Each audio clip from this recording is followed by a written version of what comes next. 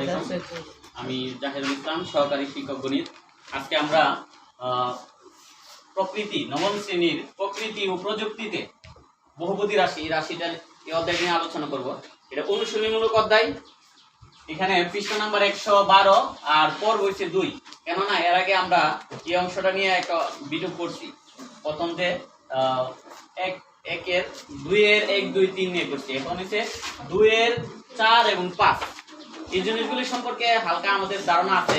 তারপরেও এই অংশটা নিয়ে আমরা একটু দেখি। বলা আছে 2 চলক ত্রিসমমাত্রিক ত্রিপদী। 2 চলক বলতে আমরা বলছি 2টা চলক ইউজ করব, xy অথবা ab অথবা pq। আর ত্রিসমমাত্রিক মানে প্রতিটা পদের মাত্রা কত দিব? 3 দিব। আর একটা 3টা পদ দিব। যেমন আমরা একটা উদাহরণ যদি দেই, 2 চলক ত্রিসমমাত্রিক মাত্রা হইব 3, তাহলে x দিয়া এখানে আমরা 3 দিলাম। এই যে ত্রিসমমাত্রিক মানে মাত্রা 3 এবং প্রতিটা পদের মাত্রা 3 থাকবে। Plus 2x y square.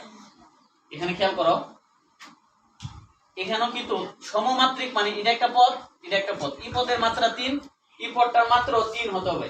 এখানে x এর মাত্রা হইছে 1, মাত্রা বা গাতে কি জিনিস 1, আর এর হইছে 2।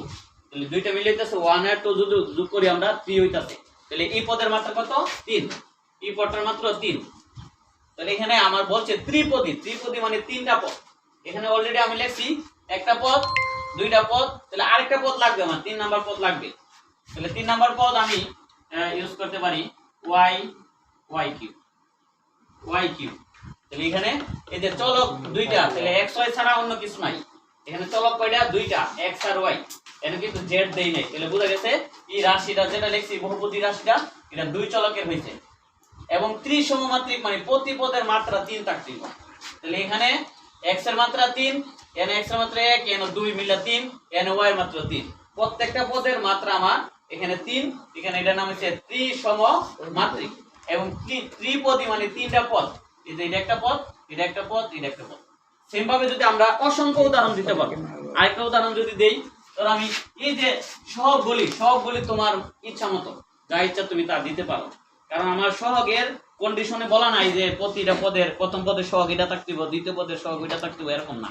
আমার এই সহগগুলি যেগুলি ইউজ করবো আমি, এই সহগগুলি তোমার নিজের ইচ্ছা মতো হবে, ভিন্ন ভিন্ন হবে। কিন্তু শর্ত হচ্ছে 2টা চলক থাকতে হবে, ত্রিসমমাত্রিক মানে প্রতিটা পদের মাত্রা 3 থাকতে হবে, এবং সর্বশেষ যেটা আছে ত্রিপদী মানে 3টা পদ থাকতে হবে।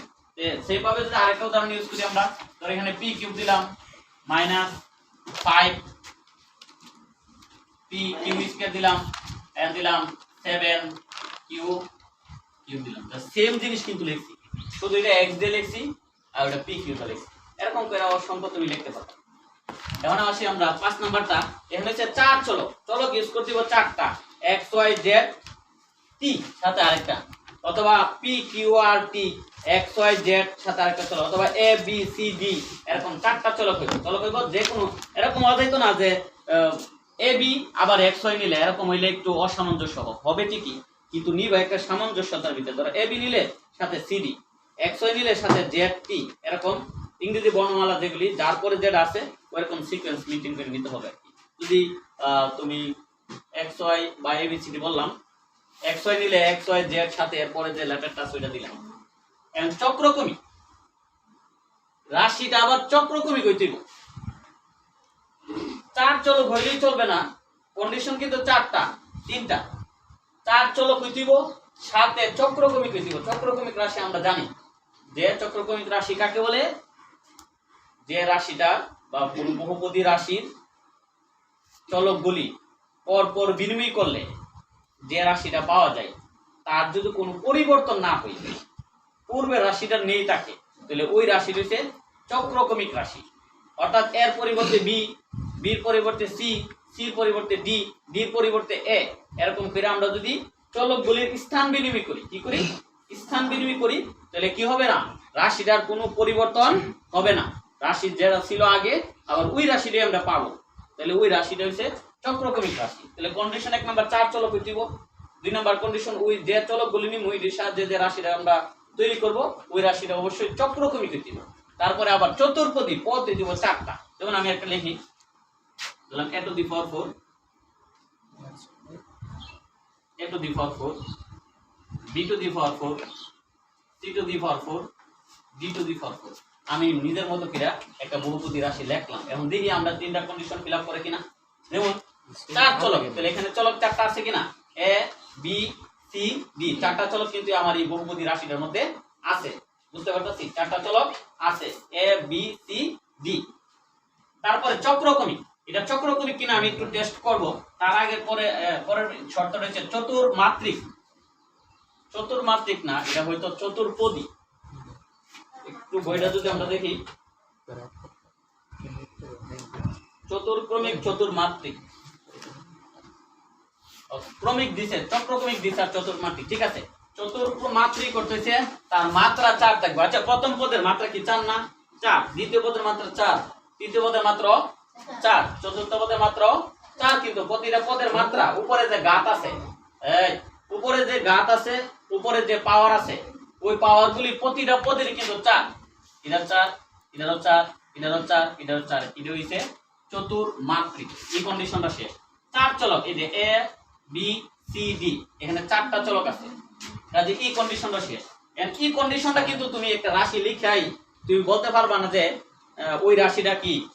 একটা রাশি লিখে তুমি এটা চক্রক্রমিক কইতে পারতা না, এর আগে তোমার টেস্ট করতে হবে, অথবা তোমার আগের থেকে রাশিটা জানা থাকতে হবে যে মনে একটা রাশি তোমার চক্রক্রমিক। যেমন আমরা যদি এর পরিবর্তে কি বললে লিখবো বলছি, b, b এর পরিবর্তে c, c এর পরিবর্তে d, আর d এর পরিবর্তে a। সিকোয়েন্সটা আমি ওই দিন বলছিলাম, এই যে এরকম দেখো a b c, অথবা c এখানে দিয়ে d, এর পরিবর্তে b, b এর পরিবর্তে c, c এর পরিবর্তে d, d এর পরিবর্তে a। এদেরই চক্রক্রমিক রাশি এরকম ঘুরে ঘুরে আসবে। কি ঘুরে আসবে? চক্রক্রমিক মানে নাম হইতে চক্রক্রমিক, চক্রাকারে ঘুরবে। যেমন ঘূর্ণিঝড়, ওদিন আগে ঘূর্ণিঝড় রেমাল হয়েছে, ওটা কিরকম সমুদ্রের মধ্যে এরকম ঘুরছে, তো এটাও পেলাম রেমালটা যে ঘুরে আসছে সমুদ্রের পানি থেকে, ওইটাও এরকম চক্রক্রমিক আকারে আসছে। 160 কিলোমিটার বেগে আসছে। উপকূলীয় অঞ্চলে যেগুলি আছে দেখা যাচ্ছে বাড়ি ঘর অনেকগুলি অনেক ক্ষতিগ্রস্ত হয়েছে। আমরা তো যারা এই অঞ্চলে আছে আমাদের এত একটা প্রভাব পড়ে নাই। তাহলে চক্রক্রমিক রাশিটা আমরা কিভাবে এটার পরিবর্তন নিব, এর স্থলে বি, বির স্থলে সি, সির স্থলে ডি, আর ডির স্থলে হবে এ। তাহলে দেখো এরকম করে সাজাই লিখছি, আমি একটু সাজাই।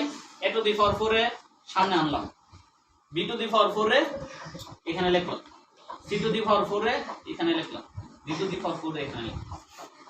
এই যে রাশিটা সাজাইছি, সাজানো মানে কি, যে আগে আইছে তার আগে বেঁচে দিত না, যদি যে পরে আইছে হেরে দিত, তোমরা কইবা যে স্যার আমি তো আগে আইছি আমি পরে বেতন কেন। ঠিক তেমনি এখানে এটা সাজানো হয়েছে। সাজানো মানে যে ইংরেজি লেটারে এ আগে, তারপরে বি, তারপরে সি, তারপর ডি, এরকম করে সাজাইতে। সাজানোর পরে দেখো আগে যে রাশিটা ছিল, পূর্বে যে রাশিটা ছিল আমার, এই রাশিটা নেই হয়েছে না, মানে সমান হয়েছে। কাজে আমরা এই যে রাশিটা লিখছি অবশ্যই এটা একটা কি চক্রক্রমিক রাশি। অতএব আমাদের তিনটা কন্ডিশন ফিল আপ হয়েছে। এটা হচ্ছে 4 চলকের, তারপরে চক্রক্রমিক আমরা দেখাইলাম, এটা চক্রক্রমিক রাশি। আর হচ্ছে চতুর্মাত্রিক, চতুর্মাত্রিক হচ্ছে তার প্রতিটা পদের মাত্রা 4 থাকবে। কথা বোঝা গেছে? এটা আরেকটা দিক দা একটা জিনিস খেয়াল করো, আমি যদি চতুর্মাত্রিক মানে মাত্রা 4 আমি যদি একটা না দিই, এখানে যদি আমরা এটা ইউজ করি, ধরো এটা দিলাম না, তাহলে কি আমার কন্ডিশন ফিল আপ করবে? অবশ্যই করবে না। কেন করবে না জানো? চতুর্মাত্রিক এই কন্ডিশনটা ঠিকই ফিল আপ করছে, এটার মাত্রা 4, এটার মাত্রা 4, এটা রাইট। আবার চক্রক্রমিক এটাও যদি আমরা দেখি চক্রক্রমিক হবে, কিন্তু এখানে বলা আছে 4 চলক, একটা চলক বাদ দিলে হবে না। তাহলে এখানে অবশ্যই d to the power 4 আমরা ইউজ করছি। তাহলে সেম ভাবে নিজেরা বাসায় আরেকটা উদাহরণ নিজে নিজে বানাইবা, যেটা তোমার 4 চলক হইব, চতুর্ক্রমিক হইব এবং চতুর্মাত্রিক হইব, চক্রক্রমিক হইব, চতুর্মাত্রিক। ঠিক আছে, ধন্যবাদ সবাইকে। পরবর্তী ক্লাসে আমরা বাকি যে অংশটুকু আছে এগুলি নিয়ে আলোচনা